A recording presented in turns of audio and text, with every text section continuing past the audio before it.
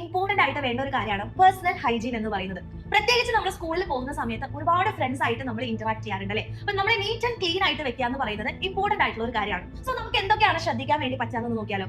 ഒന്നാമത്തെ കാര്യം എന്ന് പറയുന്നത് നമുക്ക് എല്ലാവർക്കും അറിയുന്നതാണ് ഷവർ ഡേ അല്ലേ? അതായത് ഡെയിലി നിങ്ങൾ കുളിക്കുക. അത് രാവിലെ ആണെങ്കിലും വൈകുന്നേരം ആണെങ്കിലും നമ്മൾ ഫ്രഷ് ആയിട്ട് ഇരിക്കാൻ വേണ്ടി നമ്മൾ എപ്പോഴും ഉപകാരപ്പെടും. ആൻഡ് രണ്ടാമത്തെ കാര്യം എന്ന് പറയുന്നത് brush your teeth twice A day. അതായത് 2 നേരവും നിങ്ങൾ എന്ത് ചെയ്യുക, ബ്രഷ് ചെയ്യാൻ വേണ്ടിയിട്ട് ശ്രമിക്കുക. ഇനി സ്കൂളിൽ പോകുന്ന സമയത്ത് നമ്മുടെ ഹെയർ എന്ന് പറയുന്നത് ഭയങ്കര ഓയിലി ആയിട്ടും അതുപോലെ തന്നെ സ്റ്റിക്കി ആയിട്ടും വെക്കാതിരിക്കാം. അടുത്തതായിട്ട് നമ്മുടെ നെയിൽസ് വളരെ ക്ലീൻ ആയിട്ടും ട്രിംഡ് ആയിട്ടും വെക്കാൻ വേണ്ടിയിട്ട് ശ്രമിക്കാം.